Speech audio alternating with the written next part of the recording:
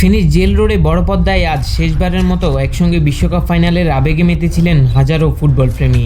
শেষবাসীর সঙ্গে পর্দা নেমেছে ২৬ বিশ্বকাপের, আর সেই সঙ্গে শেষ হয়েছে বড় পর্দার ফুটবল উৎসবও। জয় পরাজয়ের উচ্ছ্বাস, হতাশা, স্লোগান আর আবেগ সব মিলিয়ে এই বিশ্বকাপ জুড়ে ফেনীর জেল রোড ছিল ফুটবল প্রেমীদের অন্যতম মিলনস্থল। প্রতিটি ম্যাচে রাত জেগে প্রিয় দলের জন্য উল্লাস করা মানুষের ভিড় যেন আজ স্মৃতিতে পরিণত হলো। এখন অপেক্ষা আরও ৪ বছরের। এই দীর্ঘ সময়ে অনেক কিছুই বদলে যাবে।